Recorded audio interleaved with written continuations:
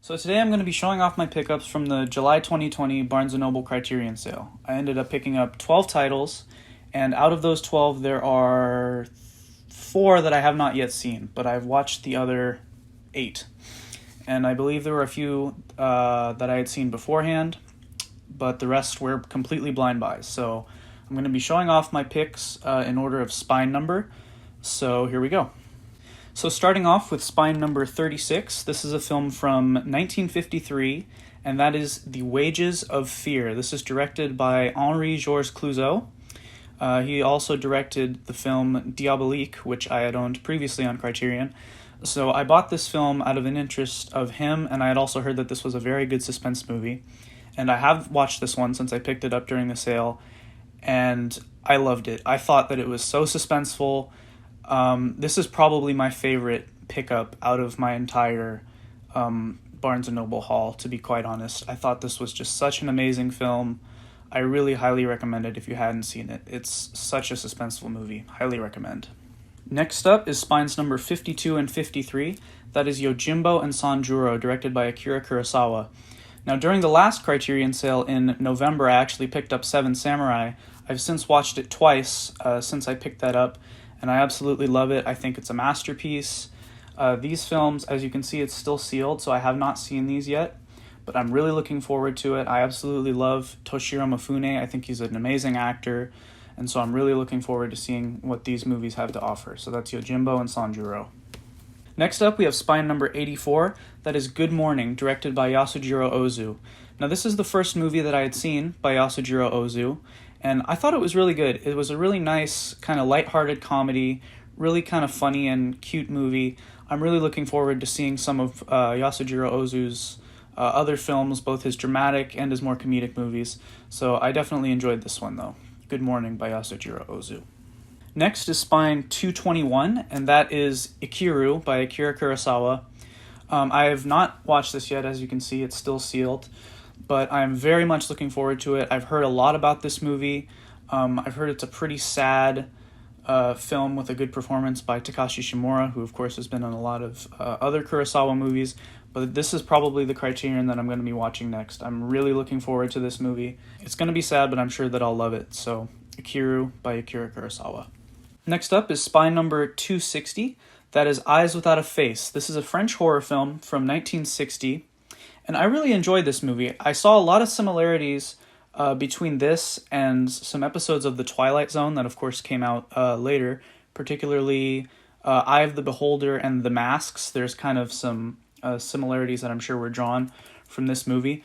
But I thought this was a really effective and good horror film. It's not as maybe scary as we would expect by today's standards, of course, but I thought it was very effective. There's some very haunting and interesting visuals in this movie. The ending kind of caught me off guard, I'll say. It didn't go a place that I thought it was going to go. It kind of came out of nowhere. But that being said, I still do really appreciate and enjoy this movie. And so that is Eyes Without a Face. Next up is spine number 649, Ministry of Fear. This is a film by Fritz Lang. It came out in 1944, and it stars Ray Milland, who I know from Dial M for Murder, and I really enjoyed his performance in that movie, so I was interested to see what he did earlier in his career. And I thought that this movie was definitely interesting. It kind of had shades of films like North by Northwest. Of course, this came before North by Northwest. Definitely, I wouldn't say it was bad, but it's not anything that is too great or that I would highly recommend, but it's definitely enjoyable. And of course, this movie, half off during the Barnes & Noble sale, is $15 instead of $20. So for that price, I would recommend it, but it's just not one of my favorites, but I did enjoy it. So Ministry of Fear. Next up is spine number 692, and that is It's a Mad, Mad, Mad, Mad World. Now, this is the last of my pickups that I haven't seen yet, but I'm very much looking forward to it. I've heard really good things. An absolutely star-studded cast. I mean, everyone you could possibly think of is in this movie. So like I said, I've heard nothing but good things. I'm sure it's going to be hilarious, so I'm really looking forward to watching this. Next is spine number 722, Tie Me Up, Tie Me Down. This movie came out in 1990. It's in Spanish. It came out of Spain. And this stars a very young Antonio Banderas. And this movie is really funny. It's sort of a black comedy, I guess you could call it.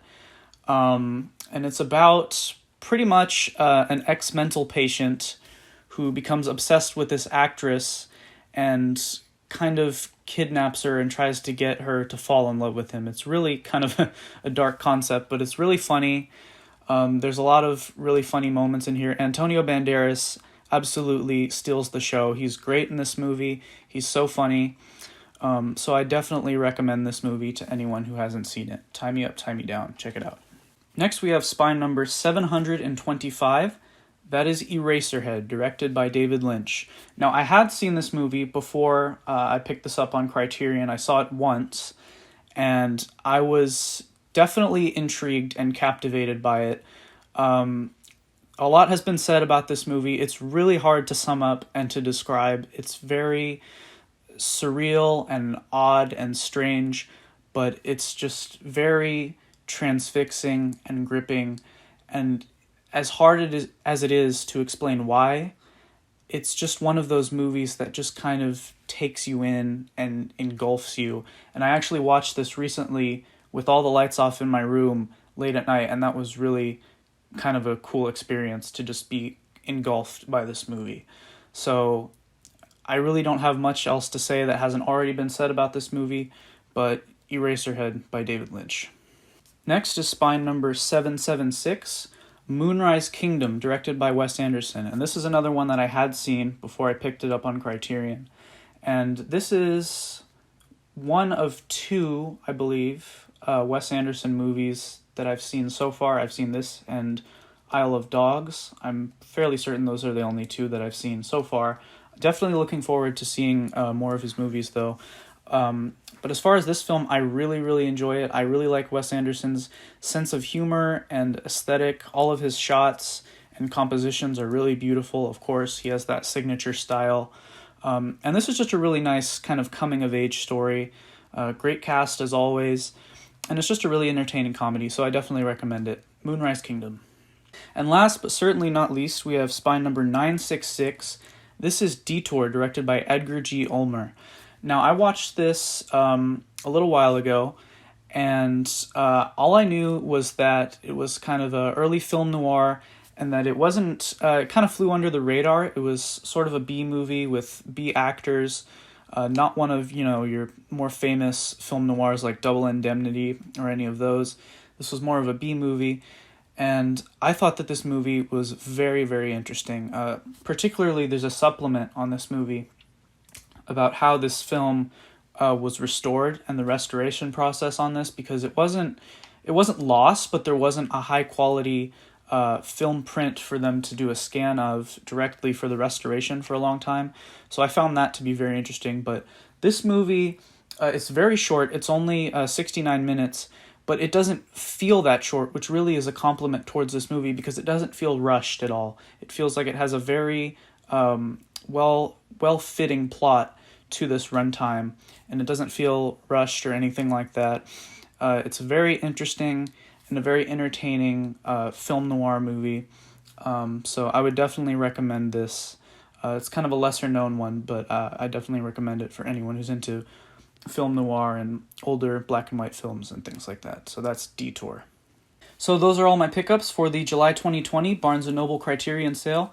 If any of you guys have picked up any titles, I'd be very curious to know what you guys have been watching, what you guys have picked up. But until next time, have a good day.